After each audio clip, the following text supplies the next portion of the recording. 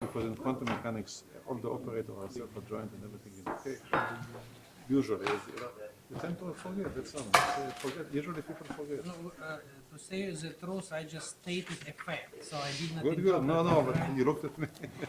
No, I just looked at you. Just Good. I was wondering if there is a single physicist here. Exception, yes. By the way, you may test it. You may test others. Yeah, you were right. My statistics is 99% don't know it. Even excellent physicists, okay, which are very well educated mathematically. It's not an insult. I'm just telling it's lack of knowledge of some elementary linear algebra. And I faced it many times. This is very important to me. Because if I explain something, they fail to understand. Like, even Peter.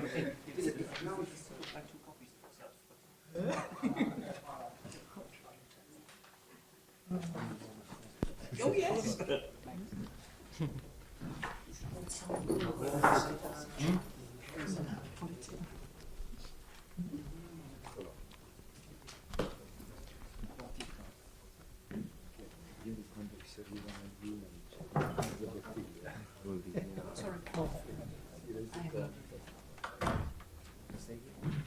I stay till 30.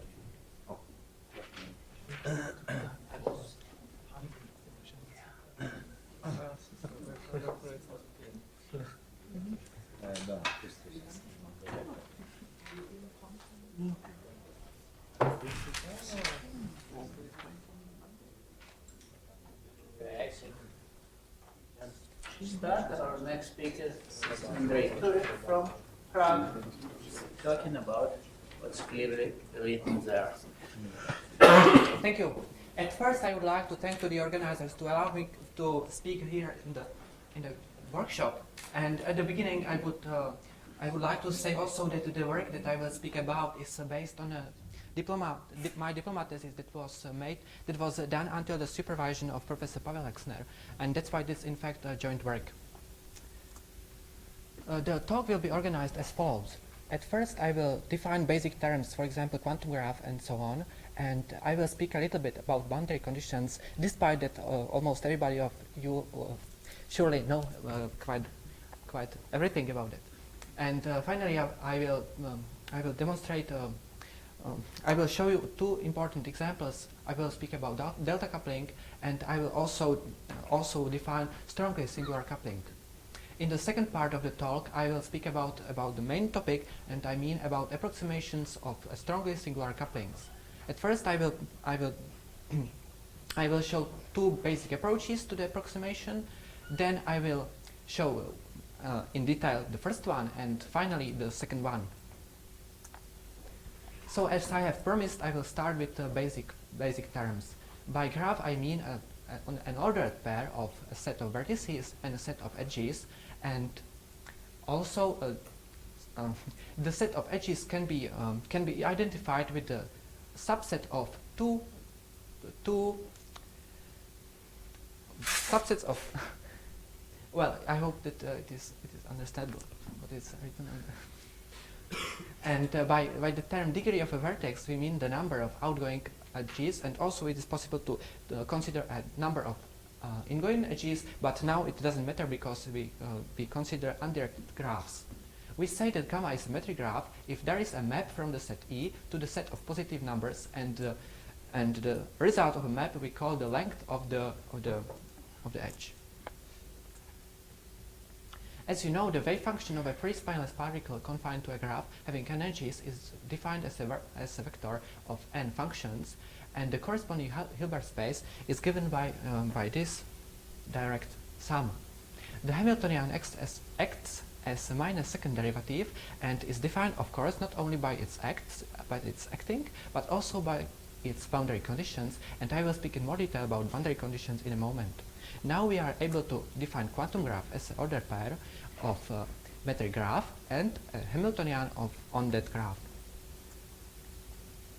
Now I would like to present a very important example, and it is a star graph. A star graph is a graph having at least 3 edges and n plus 1 vertices, where one edge is of the degree n, and all other edges or other vertices are of degree 1. The edges are also called sometimes arms, can be finite or infinite, and the vertex of degree n is the center of the graph. Let me note that it is a special type of a graph called tree. To define boundary conditions, we need at first to know what boundary values are. The boundary values of a wave function in the vertex of the degree n are two vectors. The first vector is a vector of limits of values of the functions, and the second boundary values are the limits of the first derivative in the vertex. Note that we consider the edge or the derivatives in the outgoing sense from the edge. The boundary conditions are defined as this by this relation, and A and B are fixed matrices from C and N. Necessary condition is that the Hamiltonian defined by these boundary conditions has to be self-adjoint, and the question is how to ensure the self-adjointness. So there's a criterion that you know, and it is the criterion of Kostrikin and Schrader from 1999, and the criterion says that the Hamiltonian is self-adjoint if the rank of the two matrices A and B put next to them is equal to n, and the matrix A times B adjoint is self-adjoint. Let's mention that that condition is not unique, and we simply may consider any regular matrix C and put it to the left, or multiply the equation from the left, and we obtain another on the first side different condition, but it is in fact just the same.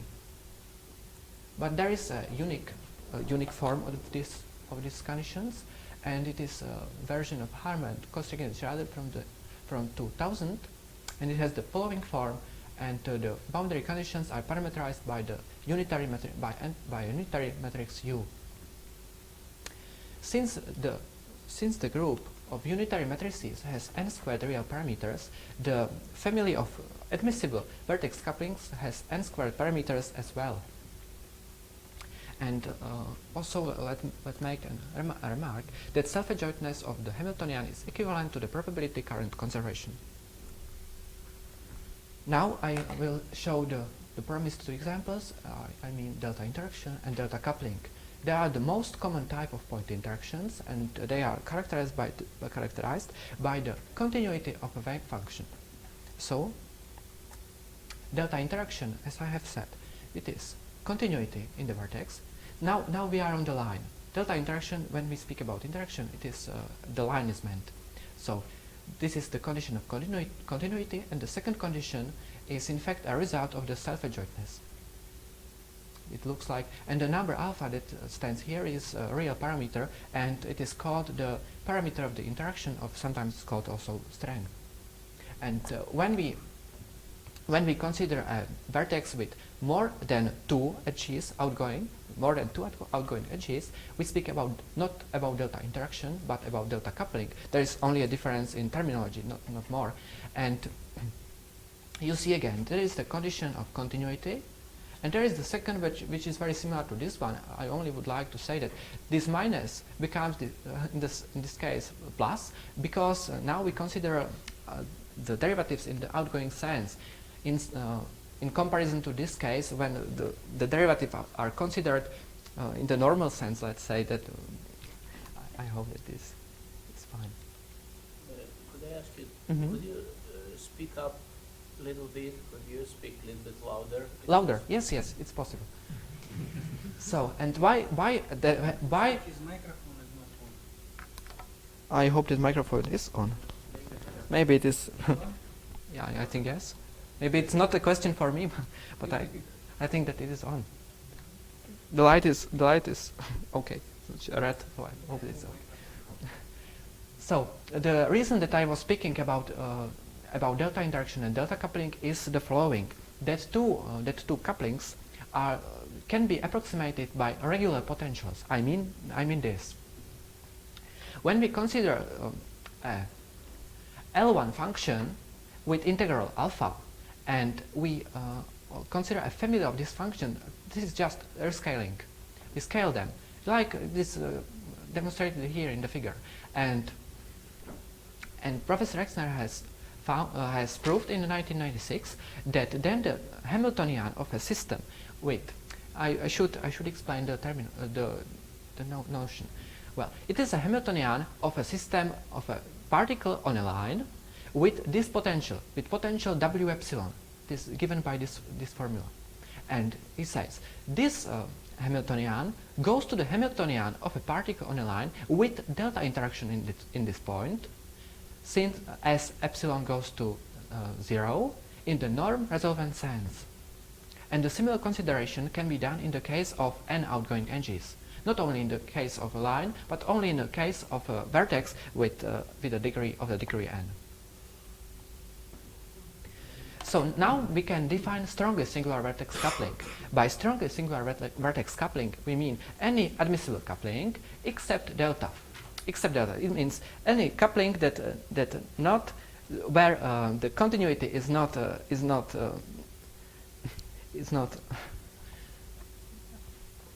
asked.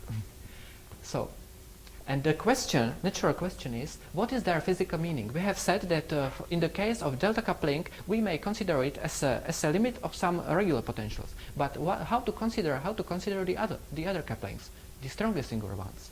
And the answer is not so simple, and it can be answered in fact, there are two ways how to answer it. And one approach is straightforward.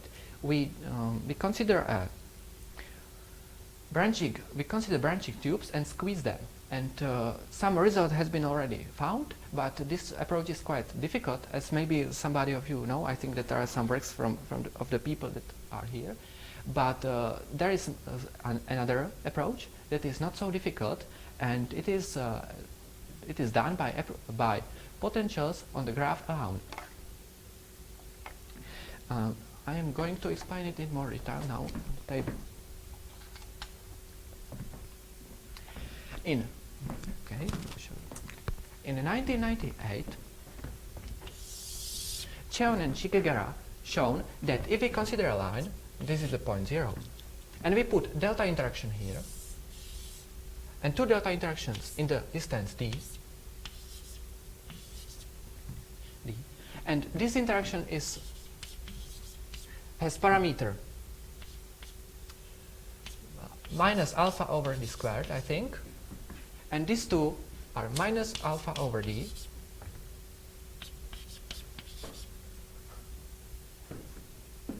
minus alpha over d squared, minus alpha over d, minus alpha over d, and then let d go to 0. Then the Hamiltonian of this system tends to the Hamiltonian, or they said, then the system goes to the system with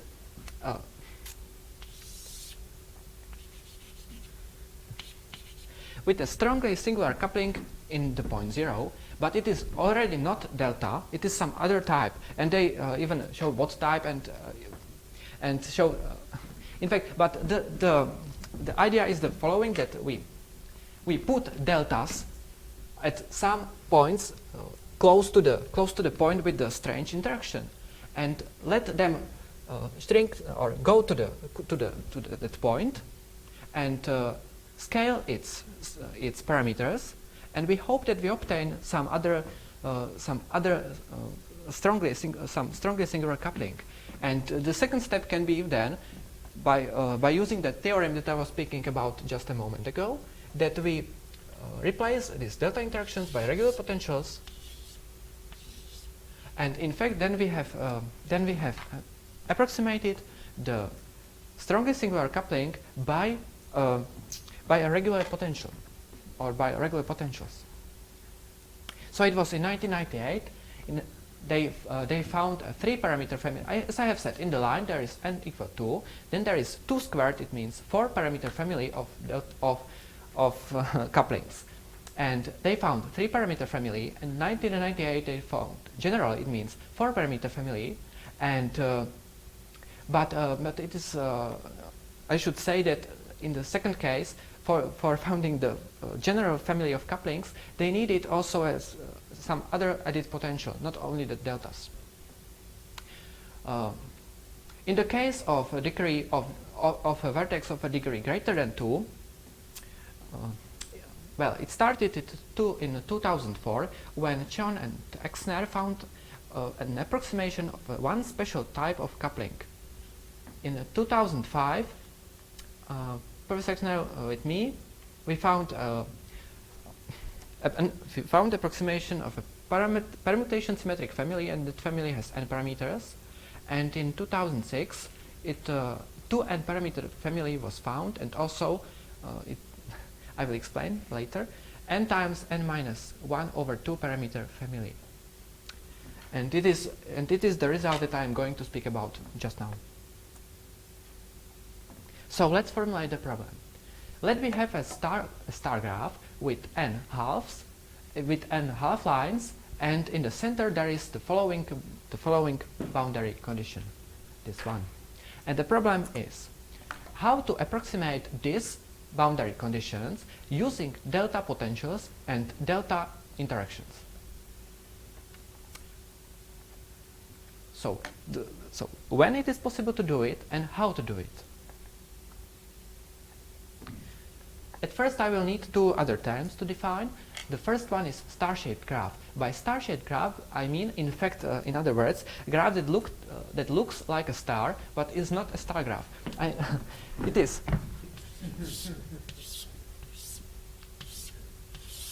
This is a star graph, but when I put some vertex here and here and here and here and here and here and so on, it is already not a star graph, but it is a star-shaped graph. So it is the first term. Any question? No, it's clear. Super.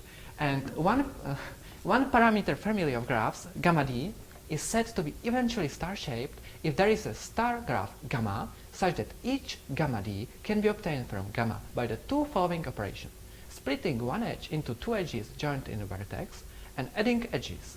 And moreover, each of these operations is applied only finitely many times, and length of all added edges tends to 0 as d goes to 0. It is very complicated, but it is in fact very, very easy. And okay, I will show you a picture.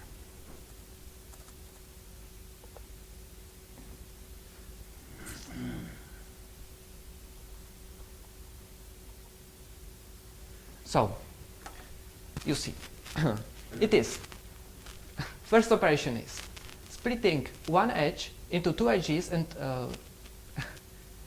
for example, so adding edges. Why we have added edge here?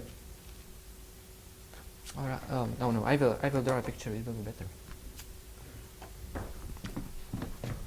So, we started with a star graph, and we split it one edge, and put a vertex in the point of splitting, then split it another, and the second operation was to add edge. So we, for example, added edge here, and we can split it again, and we can add edge here, and split this edge, and add edge here, and so on.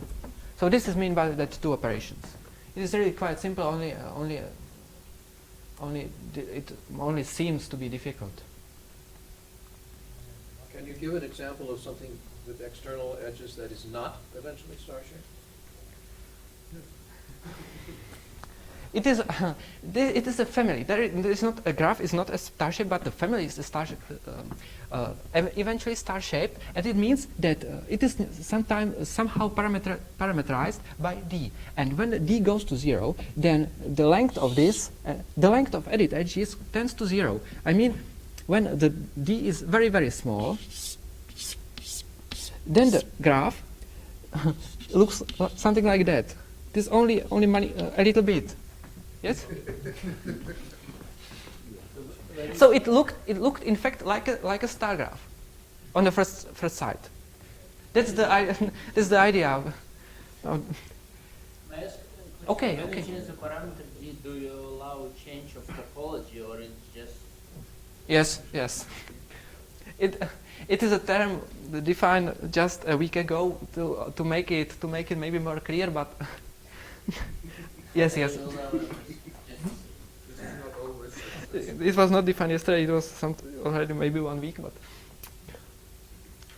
so we have two ways how to approximate. The first way is to keep the graph still star-shaped, only to put like Chon and Chikara did it.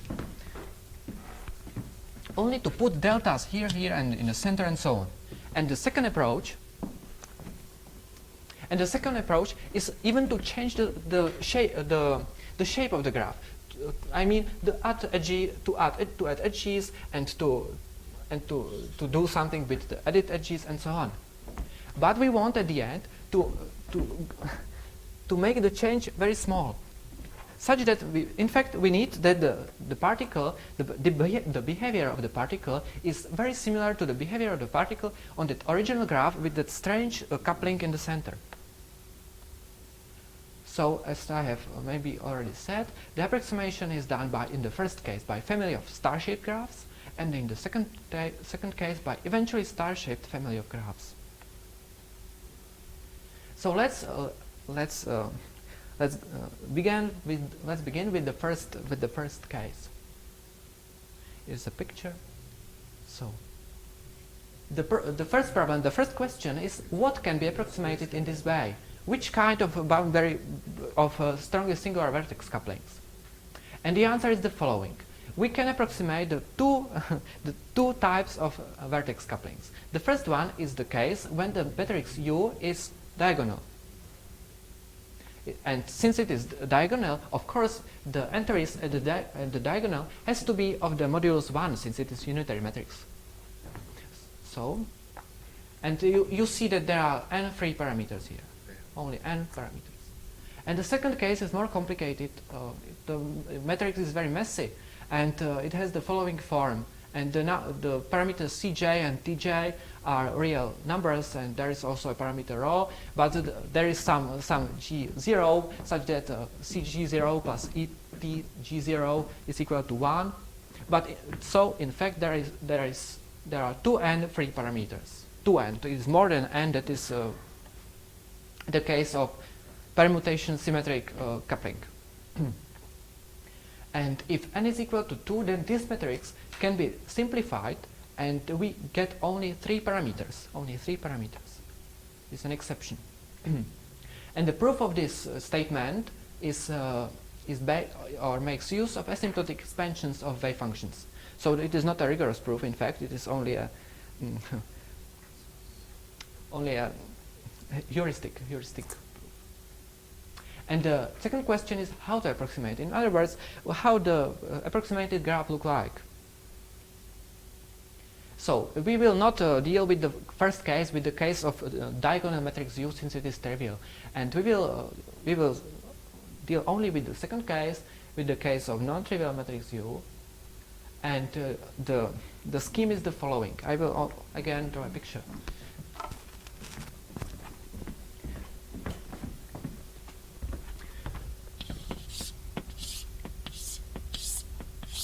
So we have a star graph with some strange coupling here, strongest singular coupling, and our approximating graph looked like this.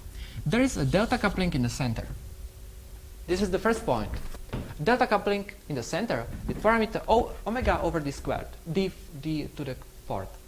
On each arm there is a vertex at a distance of d cubed, and in the vertex there is a delta interaction. Okay, so.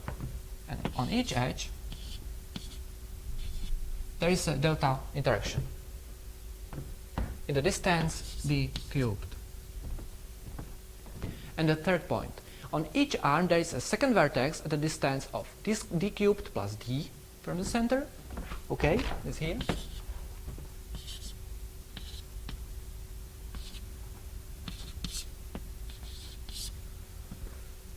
With in this, there is a delta interaction with parameter minus 1 over d plus bj. So the graph looks like this. And the parameter d tends to 0.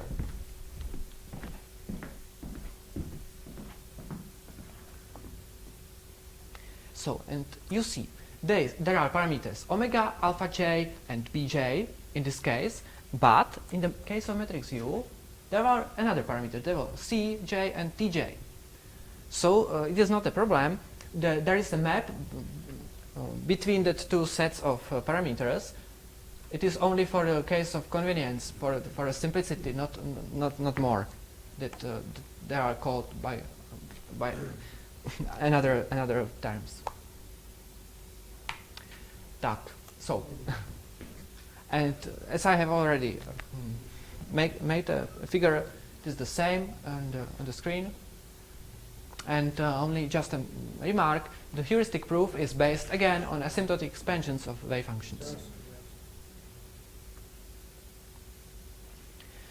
So the proof is heuristic. The proof is heuristic. And the question is if there is some rigorous proof. The answer is yes. And the theorem is saying, if we consider this family of approximating graphs and let d go to 0, then the Hamiltonian of a particle on that graph goes to the Hamiltonian of a particle on that of a graph with that strange coupling in the norm resolvent sense. In other words, the following relation is valid. The proof is technical, quite complicated. It makes use of Krein's formula many times. That's why I am not going to present it. It's very complicated, but it can be done. So just a quick question. On your approximation operator, do you have some normal Kirchhoff conditions, yes? Or the standard condition? Or what conditions do you have on the approximation graph? You mean that? Yeah, the one which you, this H, U, V, W, D. Sure. What are the boundary conditions there? They are Kirchhoff, yes? It is. Okay, I haven't explained the notation. Just to remind me, Okay, yeah, it's fine. So, one screen back. It is in the center. There is a parameter ud, which stands for this omega over the before. I'm sorry, I missed it. Sorry. No, it's completely fine. I see that.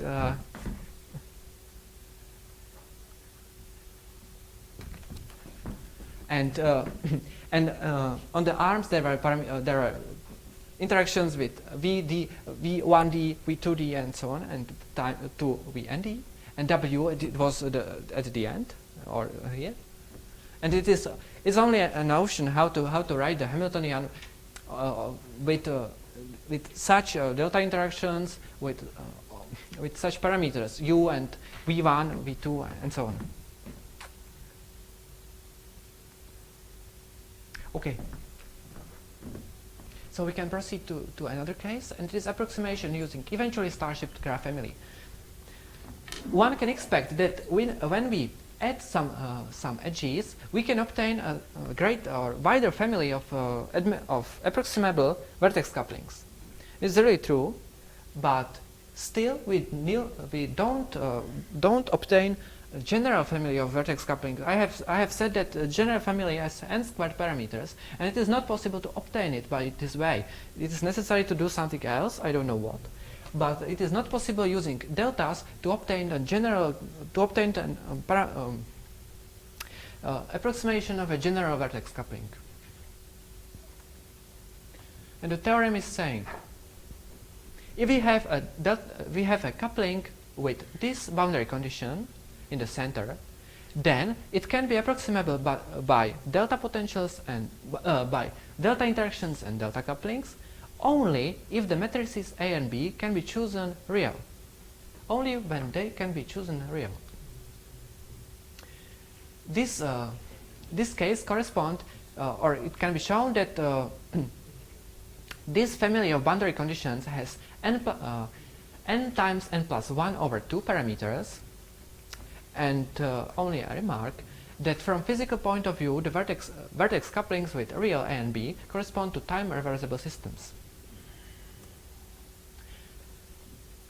So the question is that so how the correct approximating graph look like, and I will show it in a moment. Just for simplicity, we will suppose that matrix B, standing here, is regular. That's why we can multiply this equation by b to the minus 1 and put this term to the right side, and we obtain this relation.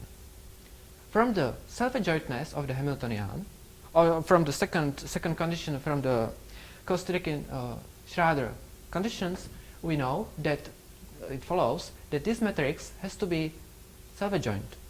But it is also real, because matrices A and B were real. So that's why it is symmetric, real symmetric matrix, and we can write it in the form as diagonal matrix and real symmetric matrix with a vanishing diagonal. And this shows the way how to find approximating graphs. So the arrangement is the following. And I will again draw a picture.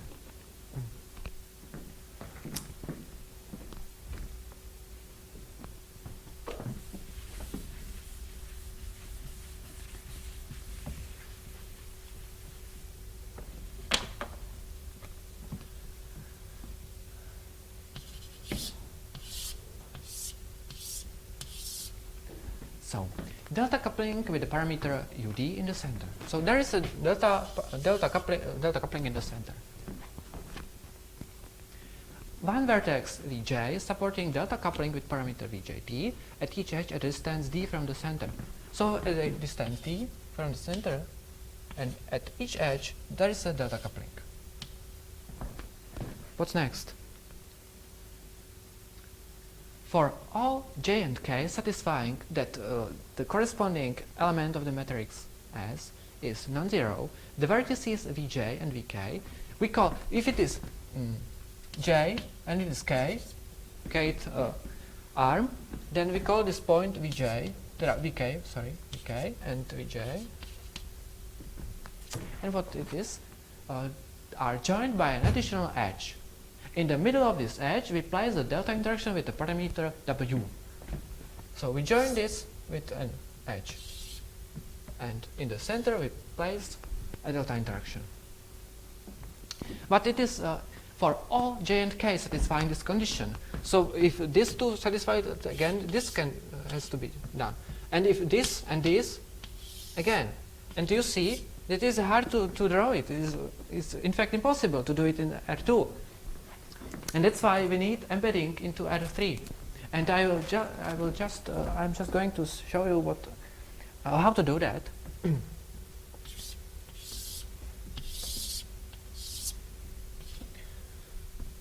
So here's the graph. It's a plane. Plane R2, and there is the graph, this graph. And there are the points where the deltas are placed. And what can we do? We can go from the plane, and if these 2 points, if for this j and k, the corresponding element of S is non-zero, then we join them, but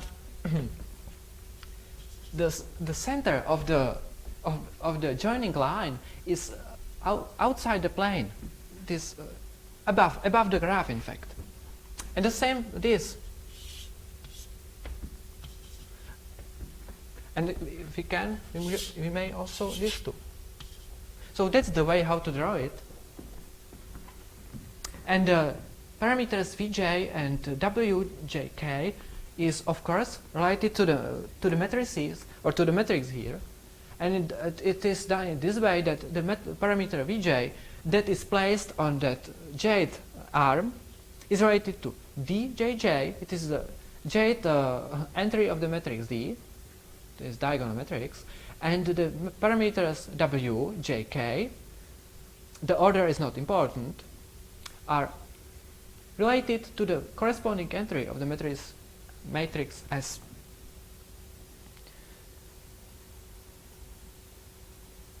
How long are these new edges?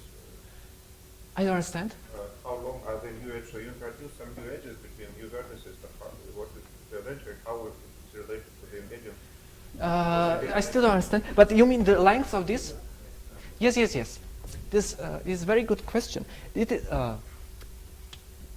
But we want that they are almost the same, of the same length. And how to do that? We can do that in the way that the distance is very, very, very small, and it can be done in the way that the distance. So, okay, there is.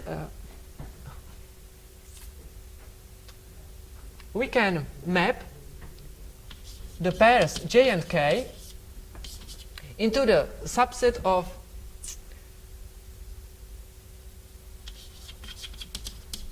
one n squared. Okay? The pairs can be mapped into the subset of 1 to n squared. In which way this? Yes, I will answer. But you agree, I hope. Since the number of numbers of these pairs is less than this one. Yes? Okay.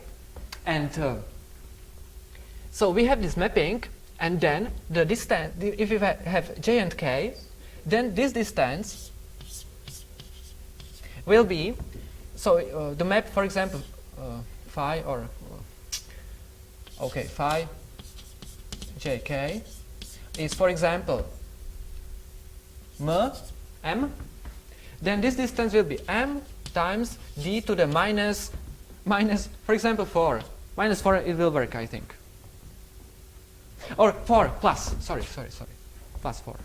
How is it related to the ingredient? I do not understand. Pardon? How is it related to the ingredient? Because what must be embedded into R3, the new graph or the old one? The approximating graph cannot be drawn in the R2 because there is a crossing. How to deal with the crossing? And I don't want to cross because when it crosses, there is when you want to make it in the factory, for example, how to do it? You have. So his question is, even in R3, are the lengths that you're assigning to the edges consistent with embedding in R3? Does it satisfy the triangle inequality, for example? That's what you're asking. I'm sorry, my English is so terrible that I don't understand the question. Even in R3, it may be impossible to embed a metric graph if the lengths are not consistent. No, this one. No. This one can be. This one. Because I cannot do it in R2. Because. So that's hard graph, like You don't need to embed it all.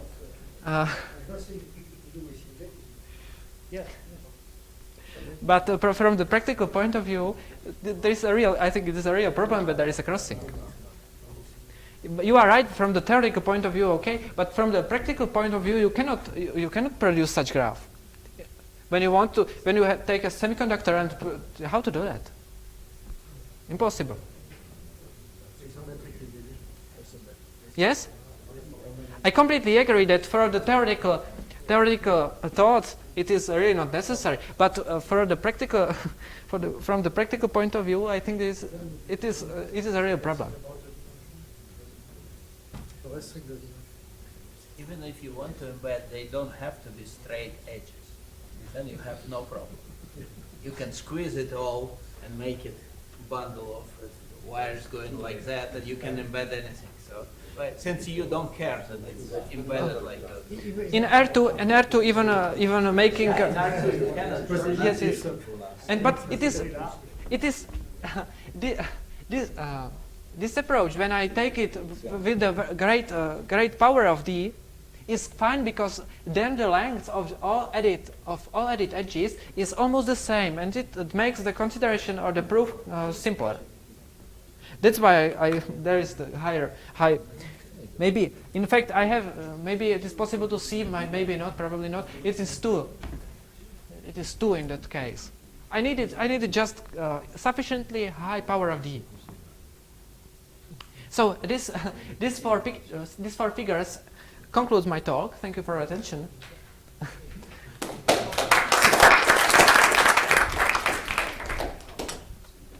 Any questions? Maybe it is not a question exactly for you, but since you brought up the question of how to build up such matrices, I would like to point out on the blackboard, if I may, in German, a S matrix, which in physics is very commonly used, and is very useful. I mean, physics in graphs. The matrix, the little matrix which we are talking about in the star, which is, suppose that we have the star, if you enumerate the vertices until, we call this, the number of vertices we call valency, because we are chemists, not only physicists. Then you can write the matrix e to the I times 2 pi times 2 indexes, so I join j times k divided by v, 1 over square root of v, and we call this the Fourier transform matrix. It is a legitimate S matrix. It is unitary. If you plug it into the equation for the graph spectrum determinant of I minus e to the I, so this is the standard thing which we always write, we get a real spectrum. S is the entire graph matrix which is built of these two matrices.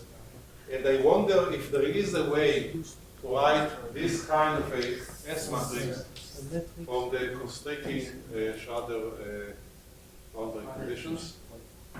And the other question which I have is, do you have a general way to write? You see, this matrix has very nice property that it has the same scattering probability to all the sides. Independently if you are coming, you get the same scattering. It's very nice. And now I would like to ask you another question. Do you know how to build a scattering matrix which, for every k, for every wave number, will have only forward scattering? So if you come from here, you will never come back here. The going backward is forbidden. It's impossible within self-adjoint. It is possible. No, that's I will write you, John will write you a 4x4 example. unitary. You cannot get it unitary. You can. If I remember correctly what Berkalaika said, this FFT matrix is probably impossible to get from self-adjoint conditions. But the operator, has a real spectrum. Discuss. I could give you the argument very quickly. Other question? But it's not possible. Sorry, I have two questions. The first one, In all channels is not possible. Robert. So I have two questions. The first one, so you mentioned that by delta type interactions you can approximate two types of boundary conditions with the diagonal matrix U, and there was a second point. Which kind of boundary conditions are covered by this case? Just delta prime or no? So you mean this? No, later, one slide later. What kind of boundary conditions are here? I mean, there are things like so delta prime or this type. Are they covered? By this program? Delta prime is covered by it is in fact permutation symmetric coupling, and it is covered by the okay. It is this one. It is already done, and it can be done in easier way. I think I'm not completely sure, but it is for the case of permutation symmetric family. The approximating graphs look like there is only one delta interaction on each arm in the distance d, and that's all. It is simpler, and it has been already done. Okay, and so the second question, what type of convergence do you get in the second case with this new graph? I don't know. I haven't done it because in the first case it was already sufficiently complicated, and in the second case I simply hasn't enough. I simply didn't want to do that because it was. I expected that it would be terribly complicated. Yeah, but I mean, you stated that it approximates in some sense, but which yes, what is the sense? the proof, the heuristic proof, is based on expansions of a wave function. You take a wave function. How to explain it shortly?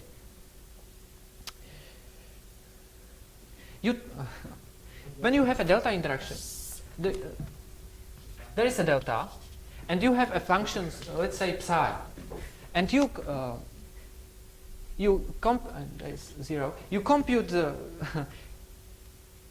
the value of the function and derivative here, knowing the value of and the derivative here, using the boundary conditions of the delta interaction, and if necessary, also for the second delta, and then in fact you obtain the values of psi j, if it is jth arm, psi j in the point 0 plus, and psi j dash in 0 plus, in terms of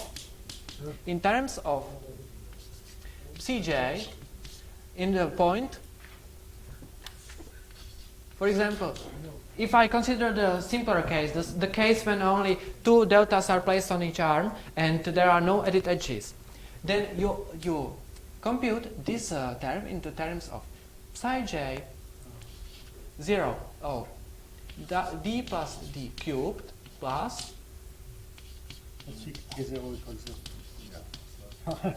and derivative.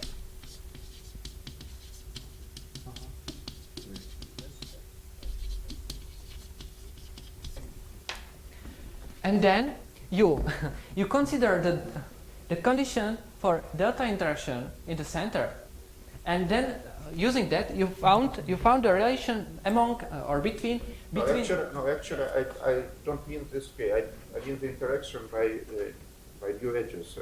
Yes, it does. In two different spaces. What kind of convergence do you get?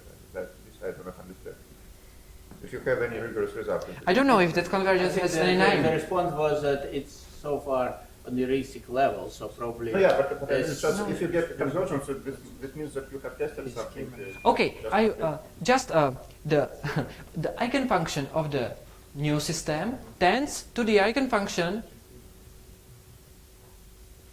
Yeah, so As d tends to 0, the eigenfunction of the approximating graph tends to the eigenfunction in the of the approximated graph in the in the normal limit, let's say.